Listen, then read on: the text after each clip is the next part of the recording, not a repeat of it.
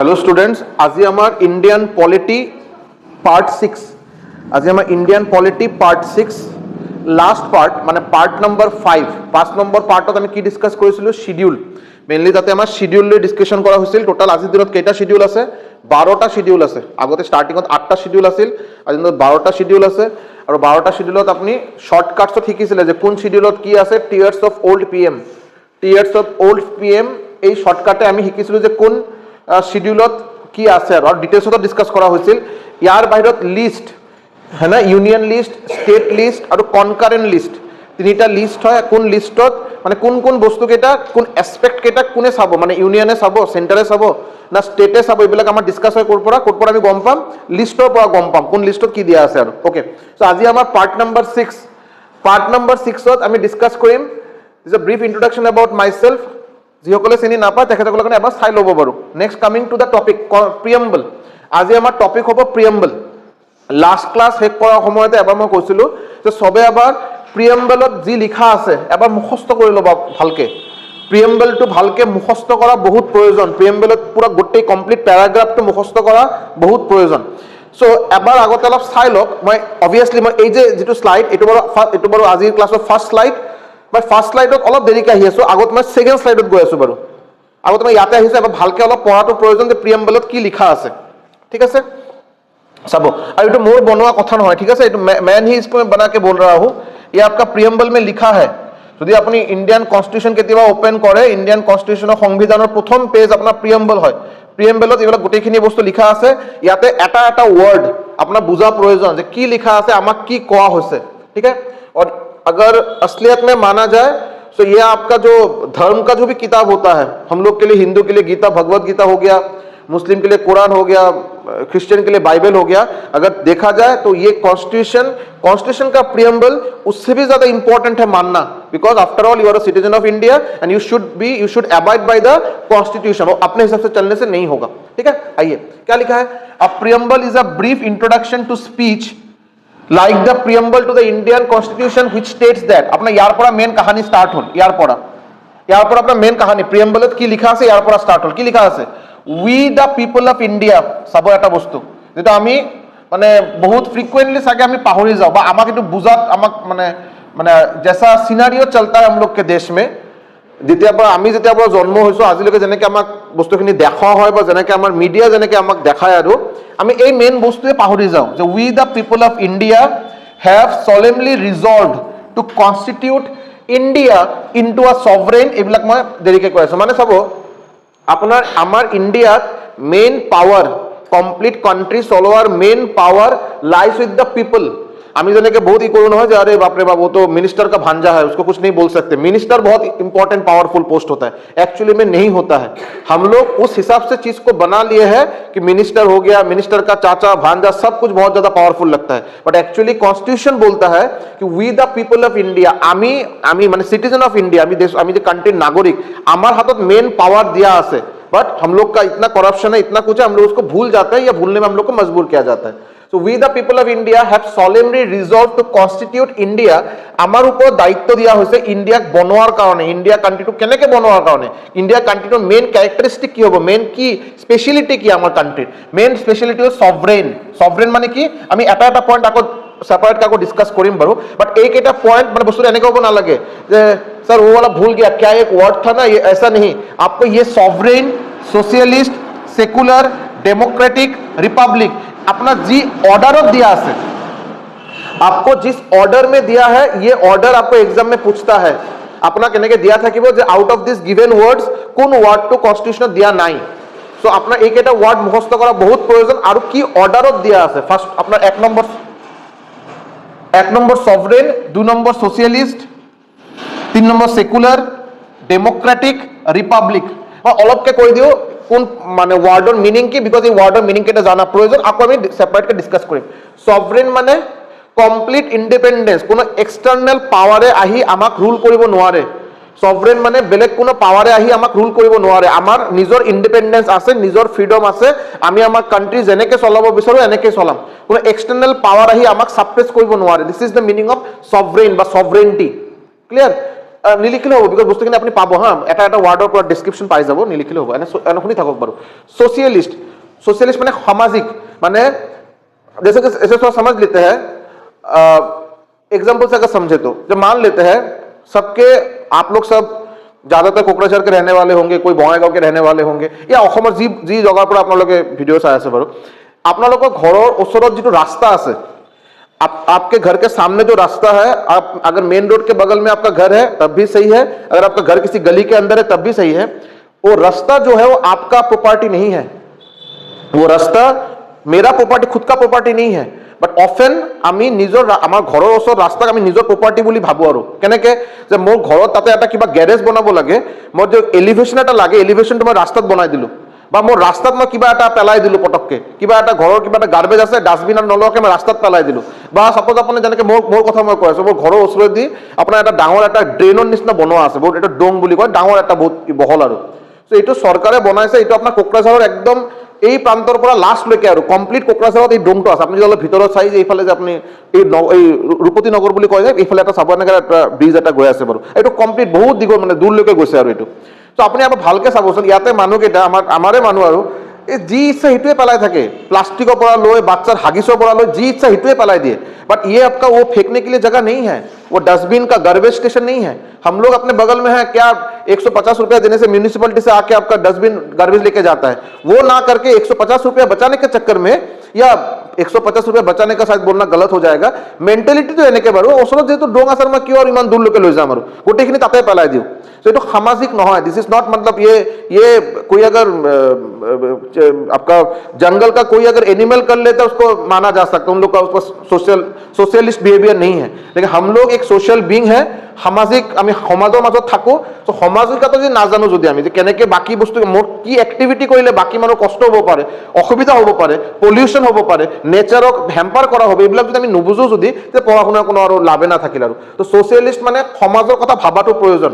Next আহক secular, আজিকালি মানে বহুত মানে হটে, মানে হিট, মানে কি কম আৰু এটা हॉट टॉपिक और सेकुलर है ना, मुस्लिम को भगाना होगा, मुस्लिम बोलेगा हिंदू को भगाना होगा, कभी बोलेगा कि सबको भगा देना होगा, जो भी हो।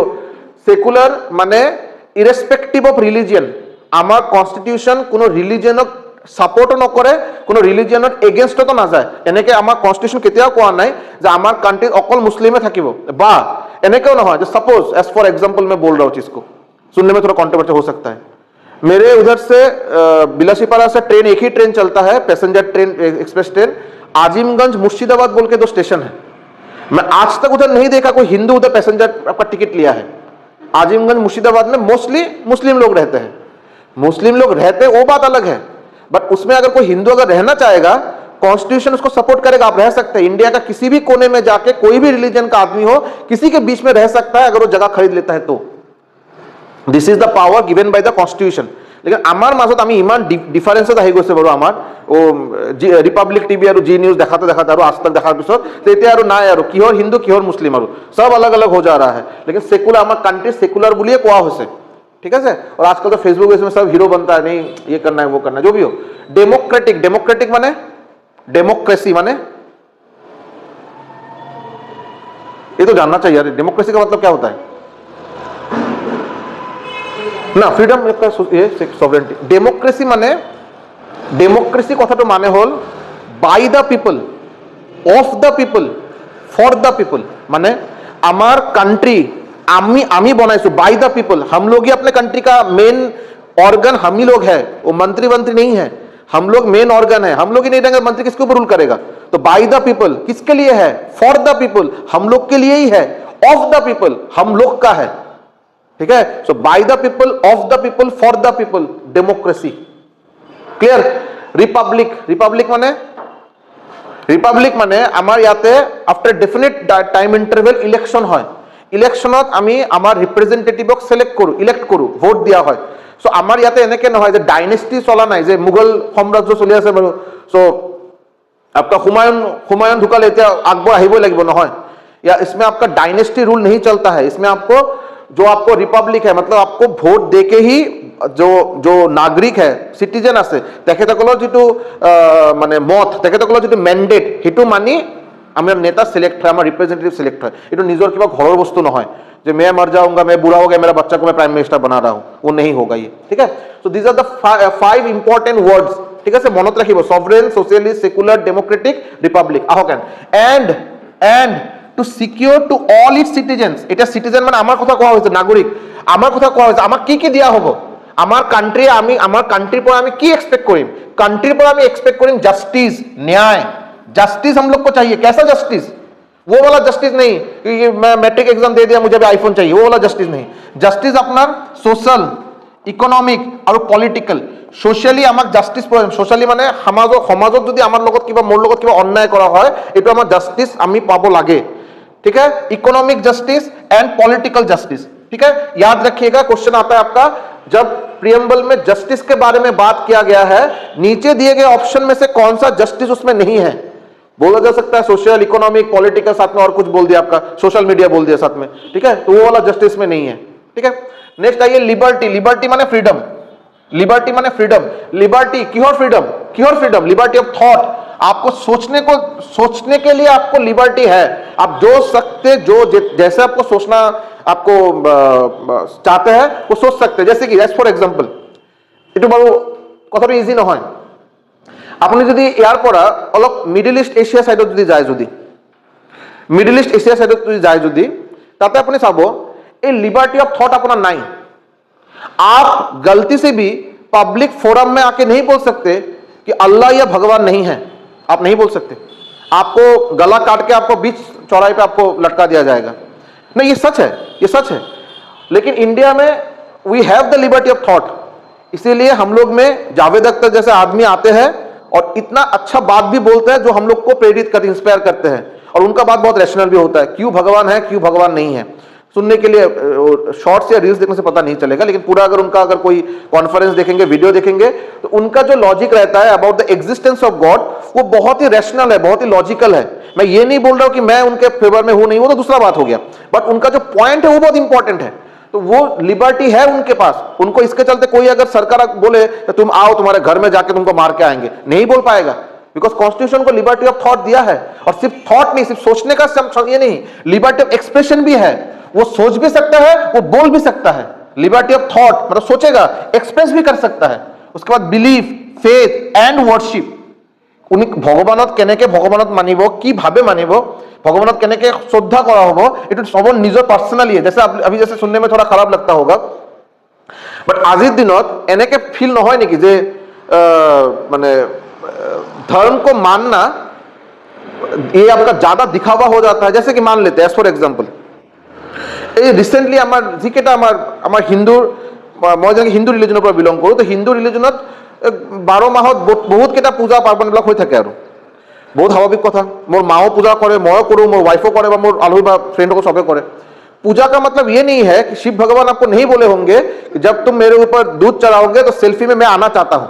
शिव भगवान आपको ये डिमांड नहीं किए होंगे। लेकिन अभी आप देखिएगा, आप भगवान में जाएंगे, जैसे मैं हाल ही का बात है, मेरे घर के सामने इतना बड़ा मंदिर है, आप लोग तो देखे होंगे, जो शिव मंदिर जो है, तो मैं खुद ये देखा हुआ, बीच में जब इधर क्लास करके जा रहे थे तो रास्ता पूरा ब्लॉक है, सब लोग आए होंगे शिव भगवान को पूजा करने, तो मैं स्कूटी लेके साइड में खड़ा था, खाली होगा तब मैं जाऊंगा। और मैं लिटरली एटू से आया छो, बहुत धुनिया धुनिया ছোৱালী কেইজন আহি আছে বাৰু, শাড়ী ঠাড়ী পিন্ধি আহি আছে, বহুত বঢ়িয়া, ভগৱানক কি কৰিব, ভগৱান তাতে যোৱাই নাই, ৰাস্তাতে এই এটা ফটো নে, তো ভাই একটা ফটো নে, ভগৱানৰ তাতে যোৱাই নাই, তাৰ আগতে ফটো লোৱা আৰম্ভ হৈছে। এইটো কোন ধৰণৰ এইটো ৱাৰ্শ্বিপ হ'ল, এইটো কওকচোন এইটো আপুনি। আৰু কেদাৰনাথত মানুহে যায়, আৰু আজিৰ দিনত এইটো কোনোবা মানক না মানক, অনেষ্টলি স্পিকিং বহুত মানুহে এই যে ধাম, বেলেগ বেলেগ ধামত যে ভিজিট কৰে, আৰু কেদাरनाथ হৈ গ'ল বা ক'ত হৈ গ'ল, वो भक्ति तो अलग जगह है, दिखावा बहुत ज्यादा इंपॉर्टेंट रोल प्ले करता है। अगर मैं केदारनाथ घूम के आ गया और अगर मैं फेसबुक में पोस्ट नहीं दिया तो केदारनाथ जाना मेरा मकसद ही मेरा फुलफिल नहीं होगा। भगवान देखे ना देखे, आदमी को देखना चाहिए कि मैं केदारनाथ घूम के आया हूं, और ये लिटरली हो रहा है, ठीक है। तो आपका ये जो फेथ एंड वर्शिप है आपके ऊपर है, लेकिन ये वैसा भी नहीं होना चाहिए जैसा आजकल हो रहा है। आओ नेक्स्ट आओ, इक्वलिटी। इक्वलिटी समान समान এটা সমান স্ট্যাটাস মানে ই করা বা সমান জাস্টিস, ইকুয়ালিটি অফ কি, equality of status and opportunity. মানে আমার সমাজত আজির দিনত আছে এই যে অছুত, আনটাচেবিলিটি, ये नीचू जात का है, ये छोटे जात का है, मैं ऊंचा जात का हूं, मैं इसके घर में नहीं जाऊंगा, এইবিলাক আনটাচেবিলিটি এইবিলাক নাই, আমাৰ কনস্টিটিউশন দিয়া নাই, আমাৰ বনোৱা নিয়ম, এইবিলাক আমাৰ বনোৱা নিয়ম, কনস্টিটিউশন এনেকে বনোৱা নাই। And to promote among them all, মানে সবে যাতে মিলি জুলি থাকে, যাতে এইটো আমাৰ ইকুৱেলিটি, সবে যাতে সমানভাৱে সবকে যাতে ভাল পায়, এটা মৰম থাকে, এইটো আৰু ইকুৱেলিটি আমাৰ কনষ্টিটিউচনে দিয়া হৈছে। নেক্সট কাম ফ্ৰেটাৰ্নিটি। ফ্ৰেটাৰ্নিটি মানে কি? ফ্ৰেটাৰ্নিটি মানে হ'ল ব্ৰাদাৰহুড। फ्रेटर्निटी माने ब्रदरहुड, भाईचारा, सबको भाई मानना इज वेरी इंपॉर्टेंट, भाई हो ना हो ये बहुत होगा। ये वाला वर्ड अगर देखा जाए टुडेज करेंट सिनेरियो, फ्रेटर्निटी और सेकुलर এই দুটাক লৈ মানুহ বহুত प्रॉब्लम, এই দুটা पॉइंटक লৈ बहुत प्रॉब्लम। भाईचारा नहीं रहेगा, पूरा खत्म कर देना चाहिए, ये कर देना चाहिए, बट कॉन्स्टिट्यूशन अपना कोआ होइसे जो भाईचारा रखना जरूरी है। Assuring the dignity of the individual and unity and integrity, very important word, unity and integrity of the nation. Integrity माने एकजुट हो थका, सबे एक ही मकसद के लिए काम करना, देश को और एक करके आगे जाना, यूनिटी एंड इंटीग्रिटी। यूनिटी माने एकता, ठीक है। In our constituent assembly this 26 day of November, 26 नवंबर 1949 क्या था? 26 नवंबर 1949 तो की डेट আছিল? जन्मदिन नेকি? Very good. This was the date when Indian constitution was adopted। a particular तारीखत constitution adopt करा হৈছিল और constitution came into force।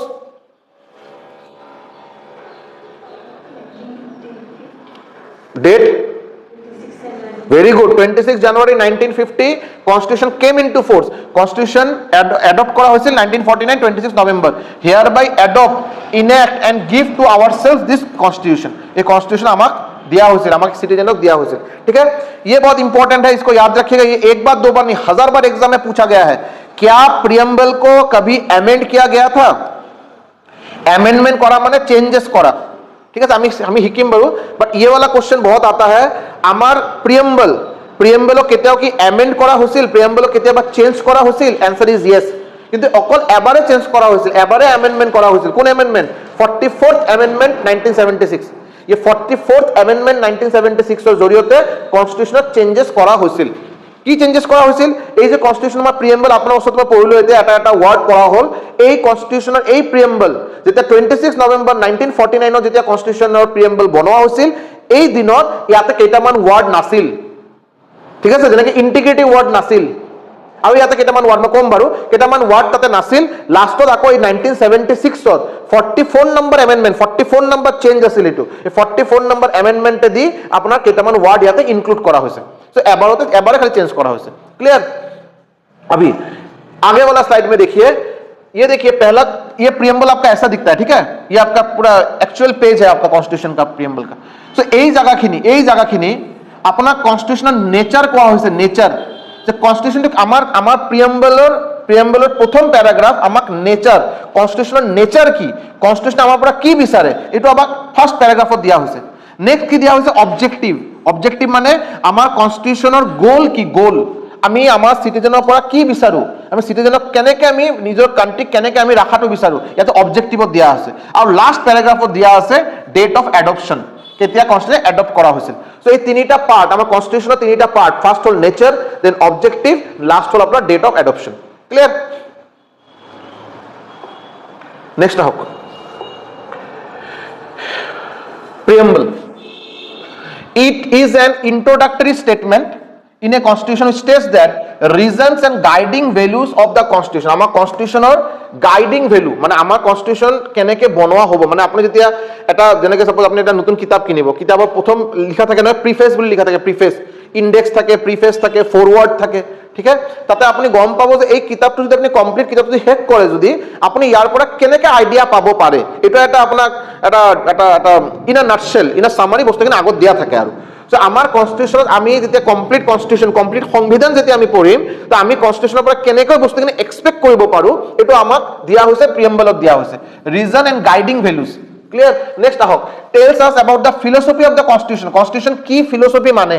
Constitution কোৱা নাই আপোনাৰ হিন্দু মুসলিম বেলেগ বেলেগ কি কৰক আপুনি, কনস্টিটিউশনে কোৱা নাই যে এটা পাৰ্টিকুলাৰ থাকে অকল মুসলিমৰ কাৰণে থাকিব, পাৰ্টিকুলাৰ হিন্দু কাৰণে থাকিব, এটা কনস্টিটিউশনে কোৱা নাই, এটা আমাৰ বনোৱা বস্তু। তো কনস্টিটিউশনৰ যেটো ফিলসফি, এটা আমি কনস্টিটিউশন যেতিয়া পঢ়িম তেতিয়া আমি গম পাম কি ফিলসফিত বনোৱা হৈছে। Next, it was made after the constitution complete, very important. Constitution তো বনোৱা হৈ গ'ল, কনস্টিটিউশন বনোৱাৰ পিছত আমাৰ প্ৰিয়ম্বল বনোৱা হৈছে।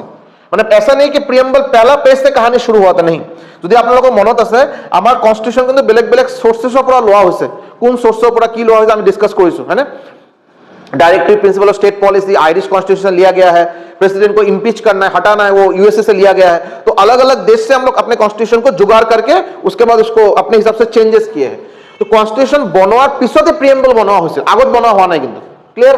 নেক্সট ভেরি ইম্পর্টেন্ট, এটা অলরেডি আমি আগতে কৈছিলো, আ modified version of objective resolution. এই অবজেক্টিভ রিজলিউশন কোনে দিছিল?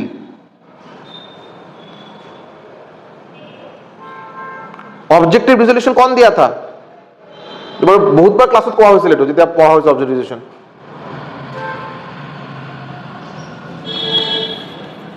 पंडित जवाहरलाल नेहरू।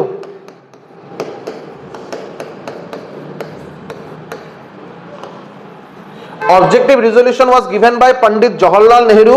তেখেতে দিছিল বাৰু, কেতিয়া দিছিল?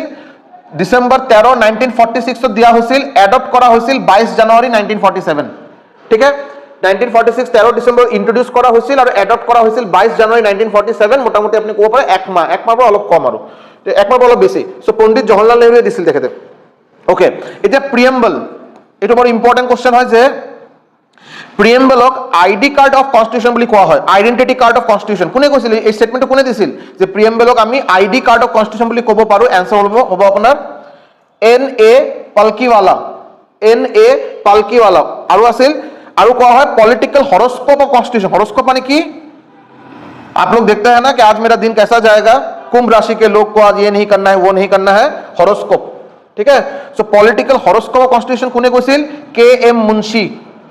के एम मुंशी বাৰু আমাৰ প্ৰিএম্বলক কি কৈছিল? পলিটিক্যাল হরোস্কোপ অফ কনস্টিটিউশন বুলি কৈছিল। ক্লিয়ার? ঠিক আছে, আগে बढ़े। आओ, ইয়াতে কেইটামান ইম্পর্টেন্ট ইনফরমেশন দিয়া আছে, আবার ভালকে চাই লব বাৰু। The preamble of the constitution of India has been amendment only once. Very important, কোশ্চেনত এক্সামত আহে, এবাৰ দুবাৰ নহয়, বহুতবাৰ আহা কোশ্চেন যে আমাৰ ইন্ডিয়ান কনস্টিটিউশন আজিলৈকে কেইবাৰ এমেন্ড কৰা হৈছে? এমেন্ড কৰা মানে চেঞ্জেস কৰা হৈছে, এবাৰে চেঞ্জ কৰা হৈছে, অনলি ওয়ান টাইম। ठीक है, कब चेंज किया गया था? 1976 में। कितना नंबर अमेंडमेंट था? 42nd amendment. 40, इसमें 44 लिखा था क्या? 44 नहीं, 42nd होगा, 42nd होगा। 42nd amendment 1976। ठीक है, 42nd अमेंडमेंट 1976। क्लियर? यार पिछले हक की details regarding this amendment include, की डिटेल्स इंक्लूड करा আছে ইয়াতে? মানে অ্যামেন্ডমেন্ট যে নতুনকে চেঞ্জ যে করা হল, তাতে চেঞ্জেস কি হুমোৱা হৈছিল? First of all, enactment date, the amendment was ratified on 18 December 1976। Okay, among the national emergency under the government of Prince Rada, it officially came into effect। Okay, কি হল? আপোনালোকে বহুত এইটো গম পায় যে ইন্দিৰা গান্ধী, শ্ৰীমতী ইন্দিৰা গান্ধী যেতিয়া আমাৰ ইন্ডিয়া প্ৰাইম মিনিষ্টাৰ আছিল, তেতিয়া এবাৰ ইন্ডিয়াত ইমার্জেন্সি হৈছিল, ফিনান্সিয়াল ইমার্জেন্সি হৈছিল। ঠিক আছে, under the leadership of prime minister Indira Gandhi emergency হল। ইমার্জেন্সির আগত এই যে যেটা চেঞ্জেস করা হবো, প্রিএম্বলত যি চেঞ্জেস করা হবো, এই চেঞ্জেস কেটা ডিসাইড করা হয়েছিল डिसंबर 18 1976। 1976 दिसंबर 18 में इसको डिसाइड किया गया था, लेकिन उसको इफेक्ट में लाया गया था, उसको कॉन्स्टिट्यूशन में इफेक्ट में लाया गया था जनवरी 3 1977। ठीक है, মোটামুটি আপনি কব পারে এই 15-20 দিন গ্যাপ, আর 15 দিনত গ্যাপত আৰু। সো এইটো ইমান তারিখত রেটিফাই করা হয়েছিল, বাট কেম ইনটু এফেক্ট হল আপনার জানুয়ারি 3 1977। কি চেঞ্জেস? ভেরি ইম্পর্টেন্ট, এই পয়েন্টটা ভেরি ইম্পর্টেন্ট, এটা ভেরি ইম্পর্টেন্ট যে ইন্ডিয়ান কনস্টিটিউশনৰ প্ৰিএম্বলক যেতিয়া অ্যামেন্ডমেন্ট কৰা হল ইন দ্য ইয়াৰ 1976, কোন কোন ওয়াৰ্ড নতুনকে সোমোৱা হৈছে? কোন কোন ওয়ার্ড? সোশিয়ালিস্ট। এই যে সোশিয়ালিস্ট আমি পঢ়িলো না, সোশিয়ালিস্ট के बारे में बात कर रहे थे ना, सोशलिस्ट। এই যে সোশিয়ালিস্ট, এই সোশিয়ালিস্ট ওয়ার্ড আগত কনস্টিটিউশনত নাছিল, এই সোশিয়ালিস্ট ওয়ার্ড আগত কনস্টিটিউশনত নাছিল, এটো এমেন্ডমেন্ট কৰাৰ পিছত আনা হৈছে। নেক্সট সেকুলাৰ, এই সেকুলাৰ ওয়াৰ্ড কিন্তু কনস্টিটিউশনত আগৰ পৰা নাছিল, এটো এমেন্ডমেন্ট কৰি আনা হৈছে। যেতিয়া গম পাওয়া গ'ল যে আমাৰ ইন্ডিয়াত বেলেগ বেলেগ ৰিলিজনৰ মানুহ থাকে, সেটা সেকুলাৰ হওয়া প্ৰয়োজন। সো সোশিয়ালিস্ট আৰু সেকুলাৰ এই দুটা ওয়াৰ্ড কনস্টিটিউশনৰ স্টাৰ্টিংত নাছিল, প্ৰিএম্বলৰ স্টাৰ্টিংত নাছিল। আফটাৰ দ্য 42nd অ্যামেন্ডমেন্ট 1976 এই দুটা ওয়াৰ্ড আৰু ইয়াতে ইন্টিগ্রিটি, এই যে ইন্টিগ্রিটি ওয়ার্ড যে আছে, এই তিনিটা ওয়ার্ড সোশিয়ালিস্ট, सेकुलर, इंटीग्रिटी, এই তিনিটা ওয়ার্ড নতুনকে সোমোৱা হৈছে। क्लियर? ये पहले से कॉन्स्टिट्यूशन प्रीएम्बल में नहीं था, याद रहेगा। ये तीनों वर्ड मैं नेक्स्ट दिन पूछूंगा। आओ, वर्डिंग चेंजेस, এটা কি wording change hall? The description of India was change from, पहले कैसा दिखता था, पहले दिखता था सॉवरेन, डेमोक्रेटिक, रिपाब्लिक। আগতে কনস্টিটিউশন এই তিনিটা মই কলো নহয় সিকোয়েন্সৰ মুখস্থ ৰখা প্ৰয়োজন। আগত আছিল সভৰেন, ডেমোক্ৰেটিক, ৰিপাব্লিক, এতিয়া কি হ'ল সভৰেন, সোশিয়েলিষ্ট, সেকুলার, ডেমোক্রেটিক, রিপাব্লিক। এই সিকোয়েন্সত এতিয়া আছে, আগত আছিল এই সিকোয়েন্সত আছিল, মানে মাজতে এই গ্যাপত দুটা ওয়ার্ড সোমাই দিয়া হৈছে, সোশিয়েলিষ্ট আৰু সেকুলার। ক্লিয়ার, याद रहेगा। The phrase unity of the nation, আগত আছিল ইউনিটি, অকল ইউনিটি অফ দ্য নেশন বুলি লিখা হৈছিল, এতিয়া কি লিখা হয় unity and integrity of the nation, unity আৰু integrity of the nation. Very important historical context, the amendment followed recommendation from the Sardar Swaran Singh committee which was appointed to study constitutional changes। কি হল, এই এটা committee বনোৱা হৈছিল সৰদাৰ স্বৰণ Singh committee, এই স্বৰণ সিং কমিটিৰ ৰিকমেণ্ডেশ্যনৰ পিছত এই ওয়াৰ্ড কেটা এড কৰা হৈছে। সো কোশ্চেন আহে বাৰু, এইটো তাতে বহুত বেলেগ বেলেগ কমিটি পাব আপুনি। সো এই কমিটিৰ নাম কেটা অপশনত থাকিব আৰু আপোনাক দিয়া হ'ব যে কনস্টিটিউশনৰ প্ৰিএম্বলত যে এমেন্ডমেন্ট কৰা হৈছিল কোন কমিটিৰ প্ৰপোজালৰ একৰ্ডিংলি এইটো কৰা হৈছিল। সো কমিটিৰ নাম হ'ব সরদার স্বরণ সিং কমিটি। ক্লিয়ার, याद रहेगा। आगे आइए, ইনগ্রেডিয়েন্টস মানে মই কলো নহয় যে কনস্টিটিউশন বেলেগ বেলেগ পার্টক আমি আকৌ সেপারেট के बाद डिस्कस करें, बिकॉज गोटे केटा वर्ड हमें जाना प्रयोजन, इसका मतलब क्या होता है ताकि आपको कोई गुमराह ना कर पाए। तो first word is sovereign, first word is sovereign.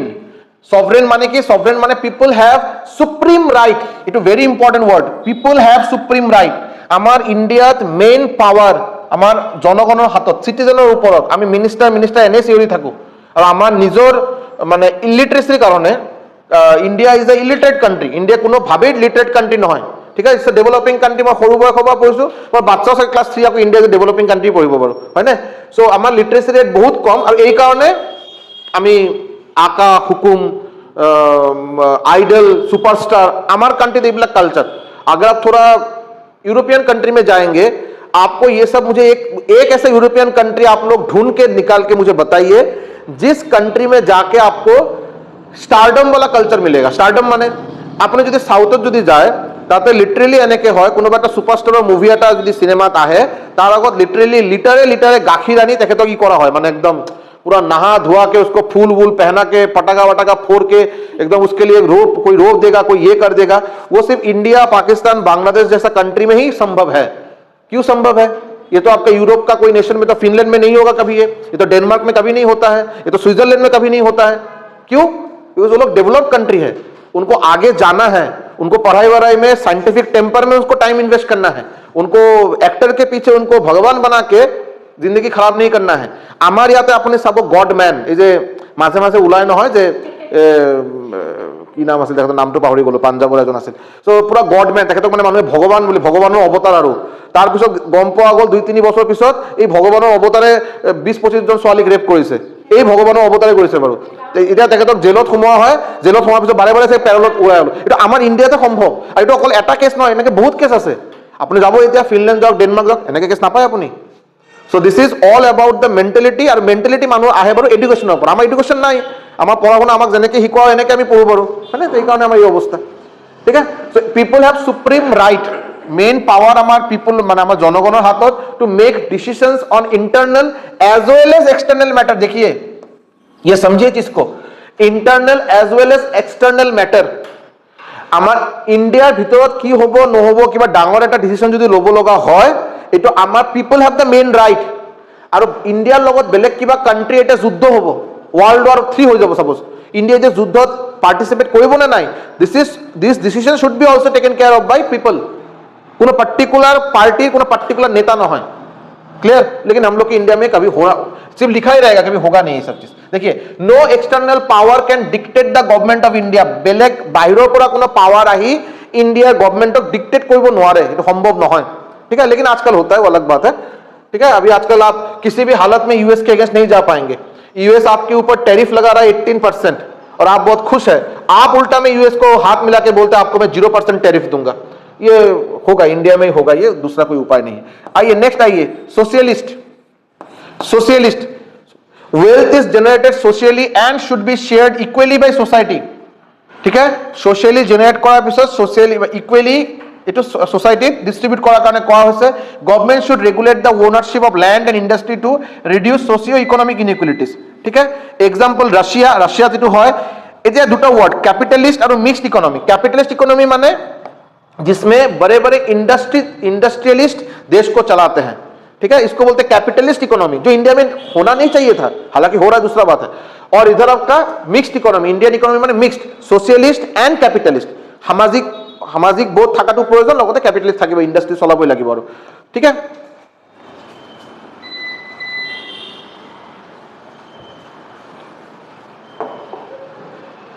Next आहक secular माने कि ऑलरेडी কোৱা হৈছে citizen have complete freedom to follow any religion কোনে কি রিলিজিয়ন কোনে কি ধর্ম মানিব বিচাৰে বা তেখেতে ফলো কৰিব বিচাৰে নিজৰ ইচ্ছা বেলেগ কোনে এটো ফোৰ্স কৰিব নোৱাৰে but there is no official religion ইন্ডিয়াৰ এজ এ কান্ট্ৰি কোনো অফিশিয়াল ৰিলিজিয়ন নাই ইন্ডিয়া আজি পৰা কেইবছৰ পিছত ক'ব নোৱাৰে যে ইন্ডিয়া অকল ইছলাম ধৰ্ম ফলো কৰে বা ইন্ডিয়া অকল হিন্দু ধৰ্ম ফলো কৰিব এটো ইন্ডিয়া কেতিয়া ক'বই নোৱাৰে because this is not written in the constitution ঠিক আছে নো অফিশিয়াল রিলিজিয়ন নেক্সট আহক government treats all religious belief and practices with equal respect ji religion e hok etu equal respect e ditu follow kora proyojon clear next ahok democratic moi question hoy je government of the people by the people for the people of the people by the people for the people ठीक है a form of government where people enjoy equal political rights elect their rulers and hold them accountable the government is run according to some basic rules মানে next point to joar agote eta সৰু বস্তু অলপ কৈ দিও এটো বাৰু আমাৰ ইউফোৰিয়া একাডেমিৰ নতুন এপ ঠিক আছে আপোনালোকে বহুতে গম পায় সাগে যে অলৰেডি আমাৰ এপ এটা বনোৱা হৈছিল বাট যে এপটো আমাৰ ফাইনালি কিবা কাম কৰা নাই কিবা টেকনিক্যাল অসুবিধাৰ বাবে নতুন এটা এপ এটা বনোৱা হৈছে এই এপৰ নাম আপোনালোকে পাই যাব বাৰু ইউফোৰিয়া একাডেমি সৌৰভ স্যাৰ বুলি এটো বাৰু এপৰ লোগো হয় দিস ইজ দ্য লোগো আপুনি যদি বিচাৰে কোনেবা তো যিসকলে এন্ড্ৰয়েড প্লে ষ্টৰৰ পৰা ইনষ্টল কৰিব তেখেতসকলে বাৰু ডাইৰেক্ট এটো কিউআৰ এটো বাৰু এই কিউআৰ কোডটো যদি আপোনালোকে ইউজ কৰে এই কিউআৰ কোডটো ইউজ কৰি ডাইৰেক্ট পাই যাব আপোনালোকে প্লে ষ্টৰত পাই যাব আৰু এটা আপোনাৰ আইওএস আইফোন যিসকলে ইউজ কৰে তেখেতসকলে এইটো আপোনালোকে ইউজ কৰক এই কিউআৰ কোড ইউজ কৰি পাই যাব ঠিক আছে নাম হল আপোনাৰ ইউফোৰিয়া একাডেমি সৌৰভ স্যাৰ বুলি ঠিক আছে নাম আপোনাৰ ইউফোৰিয়া একাডেমি সৌৰভ স্যাৰ বুলি সাৰ্চ কৰিব প্লে ষ্টৰত Euphoria Academy Saurav sir Euphoria Academy within bracket আপনি পাবো সৌৰভ স্যাৰ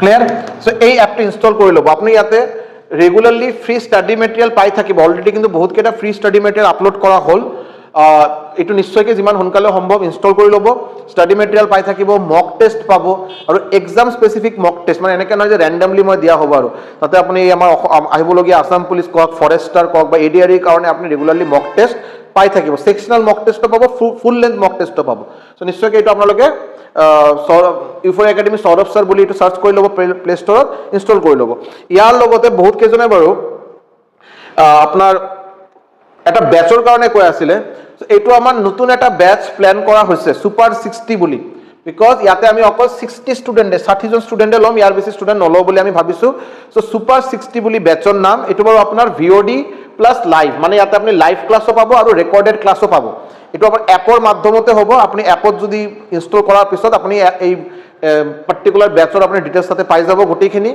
আপনি ইয়াতে লাইভ ৰেকৰ্ডেড ক্লাसेस পাবো প্ৰ্যাকটিসৰ পিডিএফ পাবো ডিপিপি পাবো ডাউট সেশন পাবো ক্লাস নোট মক টেস্ট গোটেইখিনি ইয়াতে পাই যাব আৰু ঠিক আছে সো ইয়াতে আপোনালোকে ফিস বাৰু 899 আছে সো এতিয়া বাৰু এটো পিছত সাকে এটো হাজাৰৰ বেছি কৰা হ'ব এটা আৰ্লি বাৰ্ড অফাৰ মানে মাৰ্চৰ ফাৰ্স্ট উইক মোস্ট প্ৰবলি আমি 4 তাৰিখ বা 5 তাৰিখৰ পৰা আমি ক্লাसेस আৰম্ভ কৰিম বুলি ভাবিছো আমি মোটামুটি 4-5 তাৰিখৰ পৰা ক্লাसेस আৰম্ভ 4-5 তাৰিখৰ পৰা ক্লাसेस আৰম্ভ কৰিম বুলি ভাবিছো তো যিসকলে ইন্টাৰেস্টেড নিশ্চয়কৈ তেখেতসকলে ল'ব পাৰে ঠিক আছে সো আৰু যদি ফাৰ্দাৰ কিবা যদি কনফিউজন থাকে বা কিবা যদি ডিসকাশন কৰিব লগা থাকে দিস ইজ মাই নাম্বাৰ 826900578215 এই নম্বৰত মোক এবাৰ হোৱাটসঅ্যাপ কৰি ল'লে হ'ল যিসকলে ইন্টাৰেস্টেড বা যিসকলে এই পাৰ্টিকুলাৰ ব্যাচৰ ৰিলেটেড কিবা কোয়েৰিজ বা কিবা ডিটেইলস ল'ব বিচাৰে নিশ্চয়কৈ আপোনালোকে এই পাৰ্টিকুলাৰ নম্বৰত এবাৰ মোৰ লগত কন্টাক্ট কৰি ল'ব আৰু ঠিক আছে So this is the Super 60 batch. Mainly it our state government exams or karone. Main target our Assam Police, ADRE or Forester exam.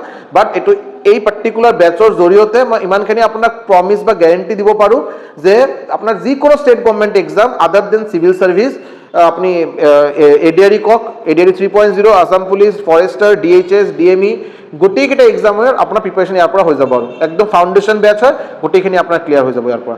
যিসকলে ৰেলৱেজ আৰু SSCৰ কাৰণে প্ৰিপাৰেশ্যন কৰিব বিচাৰে তেখেতসকলৰ কাৰণে কৈ দিওঁ, মই এক্সক্লুচিভলি এইটো বেচ নহয়, ৰেলৱেজ আৰু SSCৰ কাৰণে ছেপাৰেটকৈ আমি বেচ বনাম, বাট তেখেতসকলে যদি ফাউণ্ডেশ্যন বনাবতো বিচাৰে, ফাউণ্ডেশ্যনটো আগতে ষ্ট্ৰং কৰি ল'ব বিচাৰে, বিকজ উইদাউট মানে আপোনাৰ যদি যি ষ্টুডেণ্টৰ আজিৰ দিনত ADRE আৰু আছাম পুলিচ লেভেলৰ প্ৰিপাৰেশ্যন নাই, তেখেতে ৰেলৱেজ আৰু SSC প্ৰিপাৰেশ্যন কৰিব, এইটো বাৰু এইটো মানে ভাবাটোৱে ভুল আৰু এইটো সম্ভৱেই নহয়। চ' আপোনালোকে যদি নিজৰ ফাউণ্ডেশ্যনটো ষ্ট্ৰং কৰি ল'ব বিচাৰে আপুনি কিন্তু এই বেচটো ল'বই পাৰে আৰু clear. So' this is all about the base and the app. এতিয়া আহক আমি ক্লাছখিনি আমি কণ্টিনিউ কৰোঁ। চ' আমি আমাৰ কনষ্টিটিউশ্যনৰ পাৰ্ট কেইটা ৱাৰ্ডৰ মিনিং কেইটা পঢ়ি আছিলোঁ। নেক্সট হ'ল ৰিপাব্লিক। নেক্সট আপোনাৰ ৱাৰ্ড হ'ল ৰিপাব্লিক, ঠিক আছে, Republic. So the head of the state, republic মানে কি?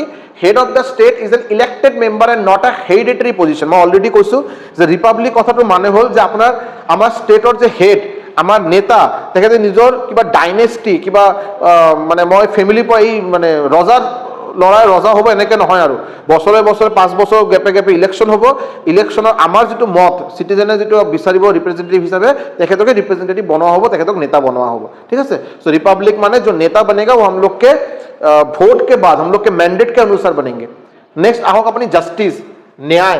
सो আমি অলরেডি কৈছোঁ যে আমাৰ based on caste, religion, gender, caste religion জেন্ডাৰৰ ভিত্তি নিজৰ কাস্ট চাই বা ৰিলিজিয়ন ধৰ্ম বা আপোনাৰ জেন্ডাৰ ল'ৰা না ছোৱালী সেইটো চাই আপোনাৰ জাষ্টিস ডিসক্ৰিমিনেট কৰিব নোৱাৰে। আপুনি সবকে সমানভাৱে জাষ্টিস দিবই লাগিব, ন্যায় দিবই লাগিব, এইটো কনষ্টিটিউশ্যনত কোৱা হৈছে বাৰু। social inequalities have to be reduced, সামাজিক যিবিলাক আমাৰ মাজত যিটো গ্যাপ ইনইকুৱেলিটি এইটো আমাৰ ৰিমুভ কৰাটো প্ৰয়োজন। Government should work for the welfare of specially of the disadvantage group, ঠিক আছে। নেক্সট আহক লিবাৰ্টি। লিবাৰ্টি মানে ফ্ৰীডম। লিবাৰ্টি মানে কি? লিবাৰ্টি মানে freedom. So there are no unreasonable restrictions on a citizen in what they think. Okay, মই already মই কৈছোঁ যে লিবাৰ্টি মানে আপোনাৰ freedom of thought, freedom of expression, আপুনি কি ভাবে কেনেকৈ বস্তুখিনি এক্সপ্ৰেছ কৰিব বিচাৰে, freedom of faith, freedom of worship, আপুনি কোন ধৰ্ম আপুনি নিজৰ কাৰণে আপুনি চুজ কৰিব বা ধৰ্ম ভগৱানক আপুনি কেনেকৈ আপুনি শ্ৰদ্ধা কৰিব এইটো আপোনাৰ ওপৰত, ঠিক আছে। চ' ইয়াতে আপুনি আপোনাৰ ইমানখিনি লিবাৰ্টি, ইমানখিনি স্বাধীনতা কনষ্টিটিউশ্যনে আপোনাক দিছে, ক্লিয়াৰ। আহক নেক্সট আহক। নেক্সট হ'ল ইকুৱেলিটি। ইকুৱেলিটি মানে সমানভাৱে চবকে ট্ৰিট কৰা, চবে যাতে মানে কনষ্টিটিউশ্যনৰ ওচৰত, সংবিধানৰ ওচৰত চবে সমান, তাতে কোনো মানে ই নাই, মানে কি ক'ম, মানে তাতে কোনো ডিছক্ৰিমিনেশ্যন নাই, কাষ্ট ৰিলিজন ভিত্তিক কোনো ডিছক্ৰিমিনেশ্যন কৰা নহ'ব, clear. All are equal before the law, চবে সমান, আইনৰ ওচৰত চবে সমান। The traditional social inequalities have to be ended. The government should ensure equal opportunities for all, চবে যাতে সমান অপৰচুনিটি পায়, এইটো গভৰ্নমেণ্টে, এইটো চৰকাৰে এইটো এনচিয়ৰ কৰা প্ৰয়োজন, চবে যাতে সমান অপৰচুনিটি পায়, ক্লিয়াৰ। ফ্ৰেটাৰ্নিটি। ফ্ৰেটাৰ্নিটি মানে ব্ৰাদাৰহুড।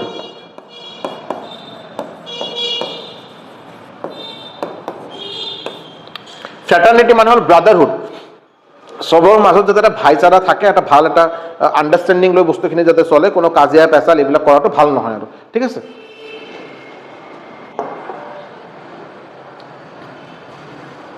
नेक्स्ट आओ, is preamble a part of the constitution? क्या प्रियम्बल इंडिया का कॉन्स्टिट्यूशन का पार्ट है?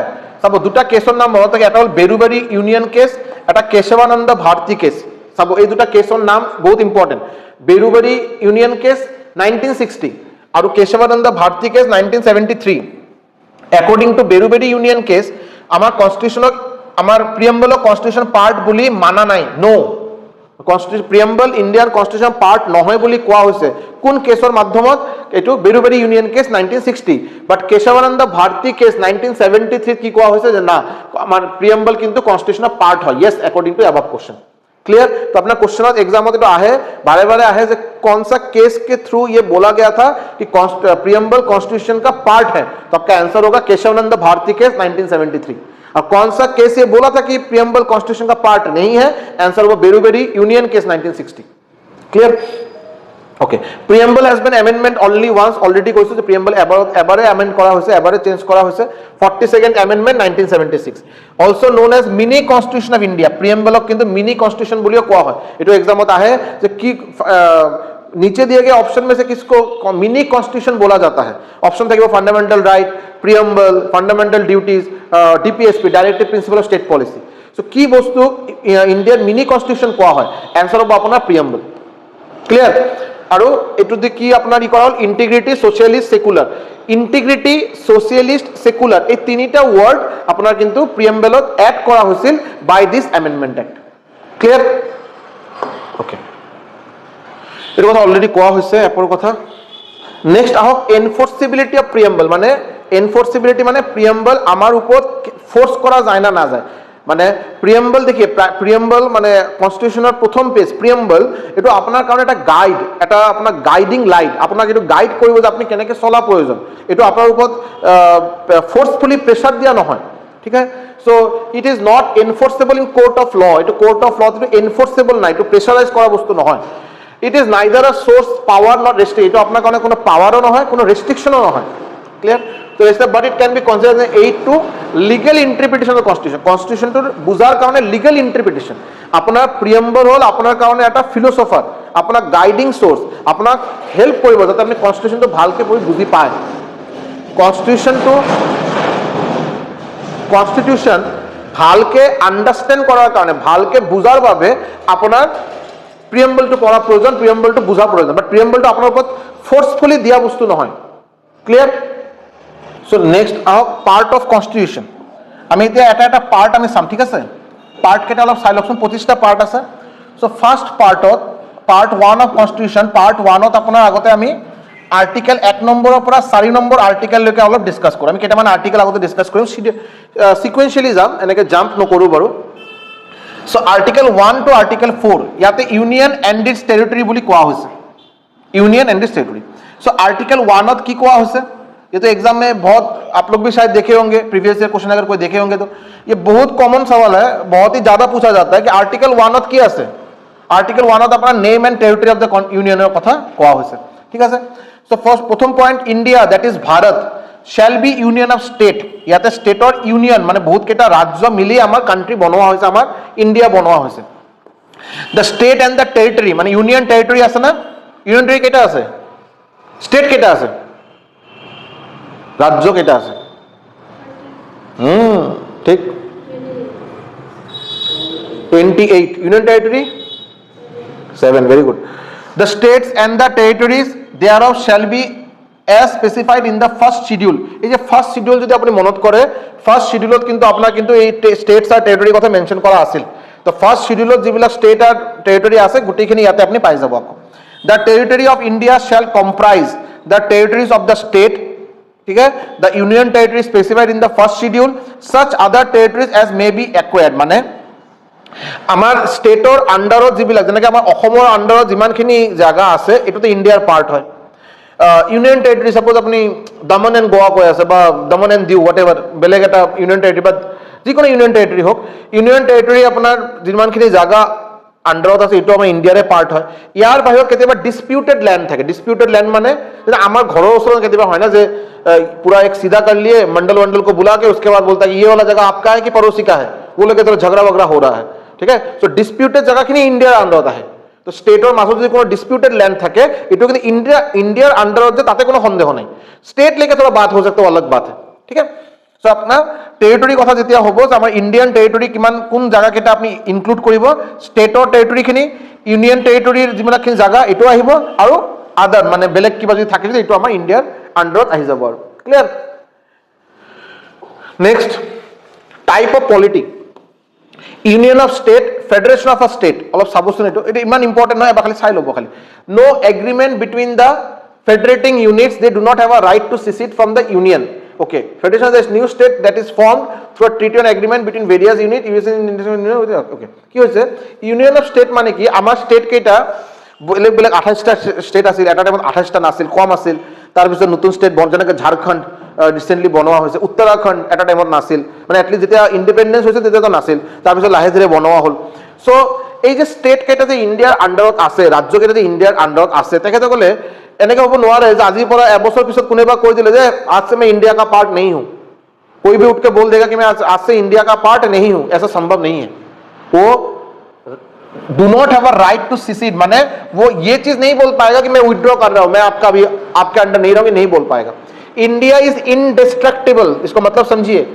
India is indestructible union with destructible state माने इंडिया को कोई डिस्ट्रॉय नहीं कर सकता बट एक स्टेट को अगर चाहे तो डिस्ट्रॉय किया जा सकता है।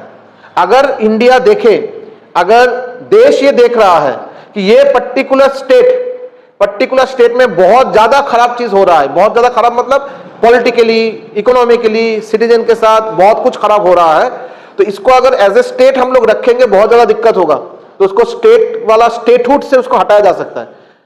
এনেকে কৈ দিলে আৰু কিবা এটা এক বনাই পিনে যে কালিৰ পৰা এই পাৰ্টিকুলাৰ জায়গা পাৰ্টিকুলাर स्टेटक स्टेट বুলি কোৱা নহয়, राज्य বুলি गणना करा নহব।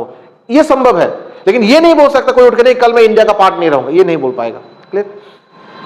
फेडरेशन ऑफ स्टेट ऑलरेडी কোৱা হৈছে new state that is formed through a treaty or N agreement between various unit. যদি নতুন কোন স্টেট যদি বনোৱা হয়, सपोज इसको ऐसे समझ लेते हैं कि ए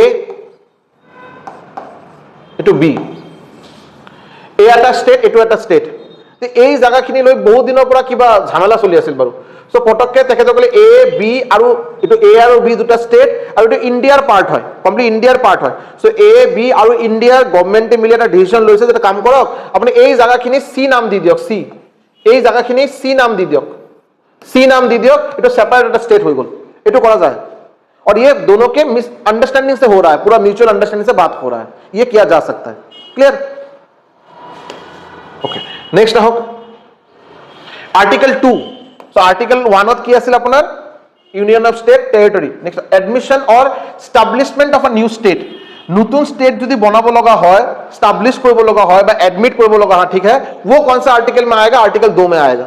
आर्टिकल 2(1)(2) एक ही दिया है, parliament may by law admit into the union और एस्टाब्लिश न्यू स्टेट्स और such term and condition as it thinks fit. Okay, parliament discussion करा होबो जे ना এনেকে এনেকে বহুত বেছি ডিসপিউট চলি আছে বা যেনেকে সাপোজ এজ ফর एग्जांपल আমাৰ ইয়াতে যেনেকে বড়োল্যান্ড ডিমান্ড কৰা হয়, হয় না নহয়? বড়োল্যান্ড লাগে। সিমিলাৰলি গোৰ্খাল্যান্ডৰ ডিমান্ড এটা আছে। এতিয়া যেতিয়া বড়োল্যান্ডৰ ডিমান্ড কৰা হয়, আপনি যদি চাব তাতে না একটা ডেফিনিট একটা ফোরাম আছে, ডেফিনিট একটা মানে ডকুমেন্ট মেইনটেইন করা হয় যে হোয়াই, মানে এনেকে নহয় যে মই এজন রেবেল আৰু মই এজন মানে ই আৰু সাপোজ ধৰক ক্ৰান্তিকাৰী আৰু মানে মই অলপ ই কৰিব বিচাৰো, ভায়োলেন্ট ওয়ে ৰাস্তা বিচাৰো, তো মই ওয়ালত লিখি দিলো উই ওয়ান্ট বড়োল্যান্ড, তাতে বড়োল্যান্ড পাওয়া সম্ভৱ নহয়। তাতে এটা জাস্ট এটা ওয়ে অফ এক্সপ্রেশন যে আমার বড়োল্যান্ড লাগে, এইটো মই মানুহ কেনেকে জনাম বা আমি মানুহ মানে সরকারক কেনেকে জনাম, তো আমি ডাঙৰ ডাঙৰকে রাস্তাত লিখিলো বা কি লিখিলো। बट अगर बोडोलैंड को अलग एक स्टेटहुड मिलना है या किसी एक जगह को गोरखा को गोरखालैंड मिलना है या वट एवर, तो उनका एक डेफिनेट डिमांड के जो डिमांड है उसके अगेंस्ट में उनका कुछ डेफिनेट रीजन होना पड़ेगा। मैं व्हाई आई नीड बोडोलैंड, क्यों मुझे बोडोलैंड चाहिए, क्यों मुझे गोरखालैंड चाहिए। गोरखालैंड का जैसे कि उन लोग का है कि वो लोग एकदम हिल्स में रहते हैं। अभी गोरखालैंड, दार्जिलिंग हो गया, गैंगटॉक हो गया, इनका पूरी चलता है, स्टेट का मामला चलता है वेस्ट बंगाल में। वेस्ट बंगाल में मतलब कोलकाता में। अभी कोलकाता अगर आपको गैंगटॉक से आते हुए कोलकाता जाना है, वो बहुत लंबा जर्नी है। आपको गैंगटॉक से होते पहले एनजीपी आना पड़ेगा, एनजीपी के बाद आपको फिर से एक रात का जर्नी करके आपको कोलकाता जाना पड़ेगा। अपना खुद का काम आपके स्टेट के अंदर अपने निजर राज्य ভিতর করার ভাবে আপনার ইমান এটা দীঘলীয়া ডিস্টেন্স কভার কৰিব লগা হয়। ইটস এ ডেফিনেট ৰিজন যে না এইটো বাৰু কেনেকে সম্ভৱ এইটো। সো তাতে এটা সেপাৰেট স্টেট ডিমান্ড কৰাটো স্বাভাৱিক। আমাৰ বড়োলেণ্ড কাৰণে যেনেকে ডেফিনেট কেইটামান ইয়াতে আছে যে আমাৰ ট্ৰাইবেল মানুহৰ কাৰণে যদি আমি সেপাৰেট যদি স্পেসিফিক ই মেইনটেইন কৰা নহয় তো আমাৰ ইথনিসিটি অলপ হ্যাম্পাৰ হয় বা আমাৰ এনেকে এনেকে ডিমান্ড যেহেতু স্টেটৰ আন্ডাৰ থাকলে বস্তুখিনি ফুলফিল নহব পাৰে। সো এইকেইটা একটা ডেফিনেট ৰিজন দি এইটো মানে ৰুলিং পাৰ্টিৰ ওচৰত বস্তুখিনি এবাৰ দুবাৰ পাঁচবাৰ দহবাৰ এইটো মানে বাৰে বাৰে এইটো ই কৰা হয়, প্ৰেজেন্ট কৰা হয়। সো সিমিলাৰলি এই যে নতুন যদি স্টেট যদি বনোৱা হয়, নতুন কোনো স্টেট যদি বনোৱা হয় আফটার মিউচুয়াল আন্ডারস্ট্যান্ডিং, এই কথাখিনি কোন আর্টিকেলত আহিব? Article 2। Clear? Sikkim to be associated with the union by the constitution 30। দেখি হ্যাঁ, সিকিম যে সিকিমক যে যেটা আমার নতুন একটা স্টেট বনোয়া হল, এটা কোন অ্যামেন্ডমেন্টে দিয়ে বনোয়া হয়েছিল? 36th amendment 1975। ठीक है, इसको याद रखिएगा, ये आता है एग्जैक्टली सिक्किम के बारे में पूछा जाता है बहुत बार। ठीक है, ये कब हुआ था? 36th amendment act 1975। Clear? 36th amendment act 1975। Article 1 whole, article 2 whole. Article 3 formation of new state and alteration of area boundary and names of existing state. যেনে सपोज আপনার এই आंध्र प्रदेश स्टेट আগৰ পৰাই আছে, बट तेलंगाना বুলি কোনো स्टेट কিন্তু আগত নাছিল, है ना? नहीं, तेलंगाना पहले नहीं था। तो आंध्र प्रदेश से जगह को बना के तेलंगाना बनाया गया है। তো তাতে যেটা নতুন একটা স্টেট বনোৱা হ'ব বাই অল্টারেশন অফ এরিয়া, অল্টারেশন মানে চেঞ্জ করা, কি হচ্ছে এরিয়া চেঞ্জ করা হ'ব, বাউন্ডারি চেঞ্জ করা হ'ব আৰু এক্সিস্টিং স্টেটৰ নাম চেঞ্জ কৰা হ'ব। আজিৰ দিনত তেলেংগানা বা আজিৰ দিনত ঝাৰখণ্ড এটা টাইমত বিহাৰৰ পাৰ্ট আছিল, তেলেংগানা এটা টাইমত অন্ধ্ৰপ্ৰদেশৰ পাৰ্ট আছিল। তো তাৰ পৰা আকৌ তেলেংগানা ওলাই এইটো সেপাৰেট এটা বাউন্ডাৰি ডিমাৰ্কেট কৰা আৰু তেলেংগানাৰ মানুহ এতিয়া তেলেংগানাৰ মানুহ বুলি কোৱা হ'ব, অন্ধ্ৰপ্ৰদেশৰ মানুহ বুলি কোৱা নহ'ব। এই বস্তুখিনি আপোনাৰ আহিব article 300। Clear? Form a new state by separation of territory from any state or by uniting two or more states or part, এটা অলরেডি মই কলো। ইনক্রিজ দ্য এরিয়া, স্টেটৰ এরিয়া যদি বঢ়াব লগা হয়, ডিমিনিশ কমাব লগা হয়, অল্টার द बाउंड्री चेंज करब लगा है, या नेम ऑफ द स्टेट, अगर स्टेट का नाम भी अगर चेंज करना होगा तब भी आपका इसमें आएगा। क्लियर? स्टेट का नेम अगर चेंज करना होगा किसी कारण से तब आपका वो आपका आर्टिकल 3 के अंदर वो आएगा। क्लियर? नेक्स्ट आहक, এইটো এবাৰ পঢ়ি ল'ব, এইটো বস্তুখিনি এইটো বেছি বিশেষ একো কথা এইবিলাক পিছত ডিসকাস কৰা হ'ব, এবাৰ এইটো পঢ়ি ল'ব। 5th কনস্টিটিউশন এমেন্ডমেন্টৰ কথা কোৱা হৈছে। आहक নেক্সট आहक। ওকে, চাব পয়েন্ট কেইটা অলপ এক্সট্ৰা পয়েন্ট আছে, এইকাৰণে মই সেপাৰেট কে ইয়াতে বুলেট পয়েন্ট কৰি দিছো, ঠিক আছে। A bill seeking to create a new state or alter boundaries of existing states can be introduced in either house of the parliament only on the recommendation of the president। অলপ বস্তুখিনি মনত ৰাখিব। কি হয়, যদি কোনো স্টেটক লৈ বাউন্ডাৰি চেঞ্জ কৰাৰ কথা থাকে, নাম চেঞ্জ কৰাৰ কথা থাকে বা নতুন এটা স্টেট বনোৱাৰ কথা থাকে, এই বস্তুখিনি যিকোনো দুটা হাউস অফ পার্লামেন্ট আছে, upper house, lower house, Lok Sabha, Rajya Sabha, যিকোনো হাউসত এইটো যিকোনো house of the parliament present করা যাব পারে, but only on the recommendation of the president। প্ৰেসিডেন্টৰ পাৰমিশন নলোৱাকে এইটো বাৰু পার্লামেন্টত এইটো প্রেজেন্ট করা সম্ভব নহয়। प्रेसिडेंट अगर इसका परमिशन देगा कि हाँ नया स्टेट के बारे में जो बातें हो रहा है इसको आप पार्लियामेंट में प्रेजेंट कर सकते हैं, तब जाके उधर existing ruling party, opposition party discuss करेंगे, स्पीकर रहेगा या चेयरमैन रहेगा, वो लोग उसमें बात करेंगे, उसके बाद एक डिसीजन लिया जाएगा। ये सब चीज होगा आफ्टर प्रेसिडेंट अप्रूव्स। প্রেসিডেন্টের অ্যাপ্রুভাল নোহোৱাকে বস্তুখিনি ডিসকাস কৰা সম্ভৱ নহয়। ভেরি ইম্পর্টেন্ট সেন্টেন্স, এইটো চাব।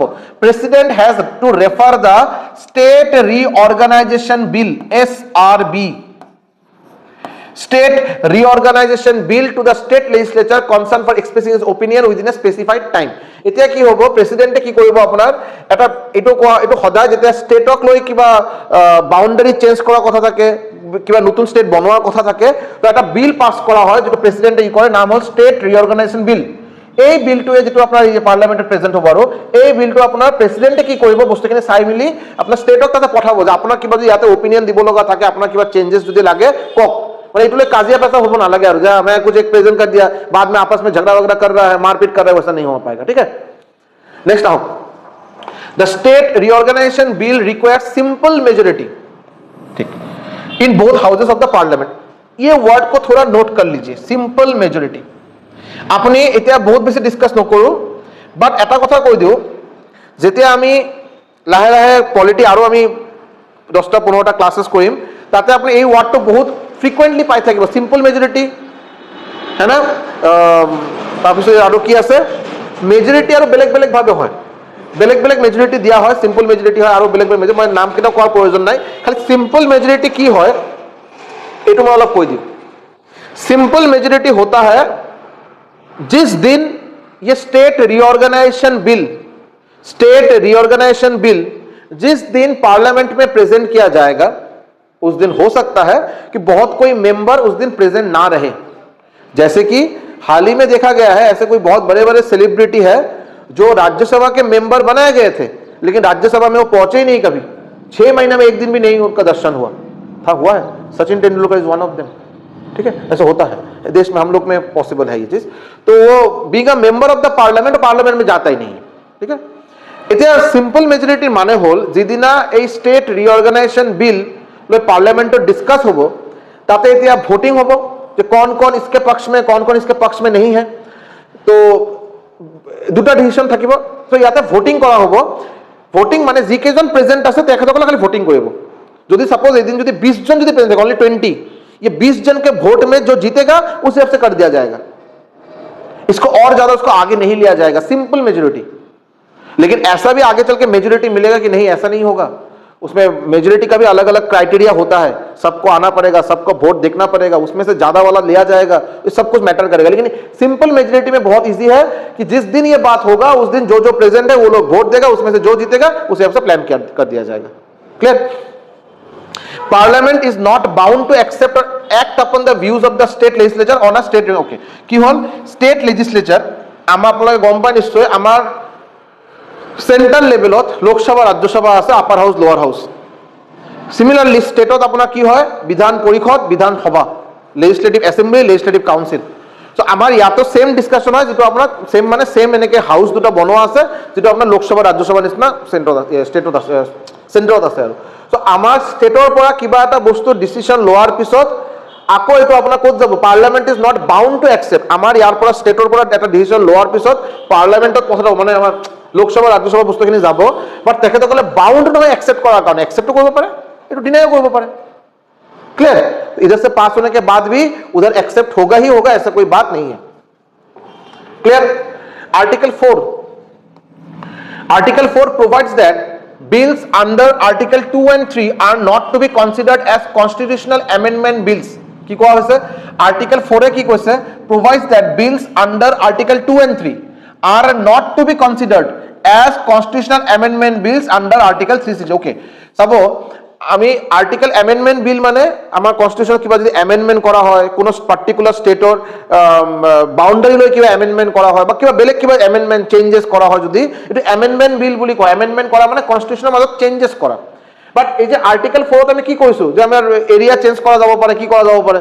तो ये सब जो स्टेट लेके जो आपका नाम चेंज हो रहा है, एरिया चेंज हो रहा है, कौन सा एरिया अभी किसके अंडर रहेगा, बाउंड्री जो चेंज हो रहा है, इसको हम लोग कॉन्स्टिट्यूशन अमेंडमेंट बिल हिसाब से कंसीडर नहीं करेंगे। ये सिर्फ नॉर्मल बिल है जो आर्टिकल 4 में रहेगा, इसको हम लोग कॉन्स्टिट्यूशन अमेंडमेंट बिल नहीं बोलेंगे। कॉन्स्टिट्यूशन को अमेंड नहीं कर रहे हम लोग संविधानक আমি চেঞ্জেস করা নাই, আমি পার্টিকুলার স্টেটৰ ৰাজ্যৰ নাম বাউন্ডাৰি এৰিয়া এইবিলাক চেঞ্জেস কৰা হৈছে, কনস্টিটিউশন अमेंडमेंट কৰা হয় নাই। সো এইবিলাক আপোনাৰ অকল आर्टिकल 4 তে থাকিব, आर्टिकल 368 ত নাহে বস্তুখিনি। क्लियर? कौन सा आर्टिकल में क्या है छोटा सा करके इधर मेंशन है, इसको पूरा पढ़ के याद रखना ये चीज। ठीक है, जितना मैं अभी तक बोला इसको पूरा याद कर लेना, ये जगह पे लिखा है। नेक्स्ट आओ, ये वाला इंपॉर्टेंट कुछ पॉइंट है जिससे एग्जाम में बहुत ज्यादा पूछा जाता है। Integration and formation of state, formation of states on linguistic, लैंग्वेजर भित्तित भाषा लैंग्वेजर भित्तित स्टेटक बेलेग बेलेग करा हल। 1947 যেতিয়া আমাৰ দেশ যেতিয়া স্বাধীন হল, ইন্ডিপেন্ডেন্স পালে, এই সময়ত 562 প্ৰিন্সলি স্টেট আছিল। ভাবিছে আপুনি 562 প্ৰিন্সলি স্টেট, গোটেই কেইটা স্টেটৰ নিজৰ নিজৰ ৰাজা বা জমিনদাৰ। সো আজিৰ দিনত এটা কান্ট্ৰি কিমান ডাঙৰ এটা ই আছিল এইটো। So 562 princely state, JNK Jammu Kashmir instrument of accession, Jammu Kashmir केनेके इंडिया पार्ट होल, इंस्ट्रूमेंट ऑफ एक्सेशन कभी इसके बारे में आप लोग को बोलेंगे कैसे क्या हुआ था नहीं हुआ था। जूनागढ़ रेफरेंडम ভোট, रेफरेंडम মানে ভোটৰ মাধ্যমত। হায়দ্ৰাবাদ পুলিশ एक्सेशन, वेरी इंपॉर्टेंट। देखिए আপোনাৰ এটা আপোনালোকে চাগে মই হিষ্ট্ৰীত কৈছো কথাখিনি, ইণ্ডিয়া যেতিয়া স্বাধীন হল তেতিয়া বহুত কেইটা ৰাজ্য বহুত কেইটা প্ৰভিন্স অটোমেটিকলি ইণ্ডিয়াৰ অধীনত আহি গল, ইণ্ডিয়া আণ্ডাৰত আহি গল। কেইটামান ৰাজ্য আছিল তেখেতসকলে নিজে ইণ্ডিপেন্ডেন্স থাকাটো বিচাৰিলে বা পাকিস্তানত যোৱাটো তেখেতসকলৰ ইচ্ছা আছিল। तो तेखितসকলৰ মাজত जम्मू कश्मीर जूनागढ़ हैदराबाद। सो फाइनली ये तीनों जगह इंडिया में आया है। तो तीनों जगह जो इंडिया में आया है, तीनों को अलग अलग तरीके से इंडिया के बाउंड्री में लाया गया है। Instrument of accession it's a different thing. মই বাৰু এইটো কেতিয়াবা কম বাৰু, এইটো মোহাম্মদ আলী জিন্নাৰ লগত এটা বহুত ডাঙৰ এটা বৈঠক হৈছিল, কি হৈছিল পিছত কম বাৰু। এইটো जूनागढ़ रेफरेंडम, रेफरेंडम মানে ভোট কৰা হৈছিল যে आप लोग के आप वोट करके बताइए कि आपके जगह में कौन कौन इंडिया में आना चाहता है, कौन कौन पाकिस्तान में जाना चाहता है, कौन कौन इंडिपेंडेंट रहना चाहता है। तो ताते মানে মেজরিটি মানুহে কৈছে যে আমি ইন্ডিয়াত থাকিম। तो जूनागढ़ इंडियात आही गल ड्यू टू रेफरेंडम। ऑपरेशन पोलो, ये नाम सुने हैं कभी? ये नाम कभी सुने हैं? नहीं सुने हैं? ऑपरेशन पोलो पुलिस एक्सेशन, मतलब लिटरली इंडिया का सेंट्रल से पुलिस गया था और हैदराबाद को कैप्चर किया था। वो आसानी से बात करके चाय बिस्किट खाए नहीं आया, ऐसा नहीं हुआ। तो नाम याद रखिएगा, অপারেশন অলপ আৰু ডিটেইলছত কম বাৰু। হায়দ্ৰাবাদ এক্সেশন যেটো কৰা হৈছিল, হায়দ্ৰাবাদ যেটো ইণ্ডিয়াৰ পাৰ্ট বনোৱা হ'ল, কোন অপাৰেশনৰ মাধ্যমত বনোৱা হৈছিল, নাম আছিল অপাৰেশন পোলো, সেপ্টেম্বৰ 1948। ঠিক আছে, तो बाद में देख लीजिए। आके इधर आइए, ऑपरेशन पोलो के बारे में लिखा है पूरा, देखिए operation polo was the code name for the Indian military intervention in September 1948 that resulted in the annexation of the okay operation polo September 1948 ত কৰা হৈছিল আৰু এই অপাৰেশন পোলোৰ জৰিয়তে হায়দৰাবাদ ইণ্ডিয়াৰ পাৰ্ট হ'ল। কি fact of the operation timeline, operation 13 September 1948 to start হ'ল আৰু এটো শেষ হ'ল কেতিয়া 17 সেপ্টেম্বৰ, মানে অকল 4 দিন আছিল আৰু নিজাম সাৰেন্ডাৰ কৰি, নিজাম অফ হায়দৰাবাদ যে আছিল তেখেতে সাৰেন্ডাৰ কৰি দিলে, ভাই मैं हार गया, खत्म, टाटा बाय बाय। 13 সেপ্টেম্বৰ 1948 4 দিন চলিলে বাৰু অপাৰেশন পোলো হায়দরাবাদে সারেন্ডার করলে ইন্ডিয়ার পার্ট হয়ে গেল। It was led by major general JN Chaudhuri বলে মেজর জেনারেল দেখে একটু মেইন লিডারশিপ লইছিল under the overall direction of the southern command. Okay, termed police action Sardar Vallabhbhai Patel refer to as a police action. চাব এইটো পুলিশ সর্দার বল্লভভাই পটেল যেতিয়া এইটো বস্তুখিনি এতিয়া এক্সপ্ৰেছ কৰিলে वर्ल्ड फोरामत যেতিয়া বস্তুখিনি ইনফৰ্ম কৰিলে তেখেতে এটা পুলিশ অ্যাকশন বুলি কৈছে rather than a war to frame it as a internal matter avoid internal intervention. কি হল চাব, হায়দৰাবাদ এটা প্ৰিন্সলি ষ্টেট আছিল, হায়দৰাবাদ এটা প্ৰিন্সলি ষ্টেট আছিল, প্ৰিন্সলি ষ্টেট মানে মোটামুটি ক'ব পাৰে সেপাৰেট এটা কান্ট্ৰি বুলি তেখেতক নিজে কনসিডাৰ কৰিছিল। এতিয়া সেপাৰেট এটা কান্ট্ৰি বুলি তেখেতক যদি কনসিডাৰ কৰা হয় আৰু সৰ্দাৰ বল্লভভাই পটেলৰ কমান্ড অনুযায়ী আমাৰ central force major general JN Chowdhury তেখেতে অ্যাটাক কৰিলে, অ্যাটাক কৰি 4 দিনৰ ভিতৰত হায়দৰাবাদ ক্যাপচার করিলে, নিজামে সারেন্ডার করিলে, এই সিচুয়েশনত যদি সেপারেট কান্ট্রি বুলি কনসিডার করা হয় এটা তো बहुत ডাঙর কথা। দিতে আর ওয়ার যুদ্ধ तो अपने सेपरेट कंट्री में कैसे आप हल्ला बोल सकते हैं? अपने देश में कुछ हो रहा है उसको ठंडा कर सकते हैं अपने से थोड़ा पावर लेके, लेकिन दूसरा देश को आप ऐसे ही ऑपरेशन सिंदूर बोल के तो नहीं कर सकता वैसे, मतलब आज नहीं उस टाइम का बोल रहा, अभी तो कर सकते, दूसरा बात है। तो ये इंटरवेंशन इसलिए बोला था पुलिस एक्शन था ये, मतलब ये अपना हम लोग के आपस का बात है, ये हम लोग कर सकते हैं, ठीक है। नेक्स्ट आइए, कैजुअलिटीज क्या हुआ था? While India military losses were minimal, less than 10 kill, India পৰা যেতিয়া অ্যাটাক কৰা হৈছিল ইন্ডিয়াৰ মিলিটাৰী তাতে 10 জনে এনেকে হলছিল শহীদ হৈছিল। হায়দৰাবাদ স্টেট, হায়দৰাবাদৰ নিজৰ আকৌ ফোর্স আছিল এন্ড দ্য ইরেগুলার রাজাকার নাম सूचना सुना नहीं? राजाकार नाम सुने हैं? हाँ ठीक ही है। इंस्टाग्राम फेसबुक रील्स में ये राजाकार नहीं आएगा। राजाकार जानने के लिए थोड़ा देश विदेश में क्या हो रहा है उसलिए थोड़ा खबर लेना पड़ेगा, समझे कि नहीं? फेसबुक रील्स और उसमें वो जो गाना बजाने में राजाकार नहीं आएगा ये सब नाम। आपको ये नाम आप देख के मुझे बताइएगा कल आके नेक्स्ट क्लास में बताइएगा ये राजाकार नाम कहाँ है क्या है। ये रिसेंटली बहुत ज्यादा पॉपुलर भी हुआ ये नाम किस लिए पॉपुलर है, क्या हुआ है, मुझे थोड़ा कहानी बताइएगा। तो राजाकार मिलिट्री सफार्ड ओवर 2000 डेथ, 2000 मोटामुटी তেখেতসকলৰ ক্যাজুয়ালিটি হৈছিল, रिपोर्ट्स वगैरह बाकी कुछ हुआ है, ठीक है। ऑपरेशन पोलो, इसके ऊपर सुन रहे हैं बॉलीवुड में कुछ एक सिनेमा बनेगा। अब आई तो অলপ ভালকে অলপ পড়ে লো, ठीक है सर। ये एग्जाम पॉइंट ऑफ व्यू शायद उतना इंपॉर्टेंट नहीं है लेकिन आपके जानने के लिए जरूरी है। ऑपरेशन पोलो आपके देश में हुआ था, हैदराबाद को ऐसे लिया गया था और लेने के दौरान कैसा कैसा दिक्कतें आया था एक बार थोड़ा देख लीजिएगा, ठीक है। जो राजाकार मैं কলো যে ৰাজাকাৰ এই সময়ত ৰাজাকাৰ এটা মিলিটেন্সি গ্ৰুপ আছিল, তেখেতৰ মেইন হেড আছিল কাসিম ৰিজভি আছিল তেখেতৰ মেইন হেড, ক্লিয়ার, ओके।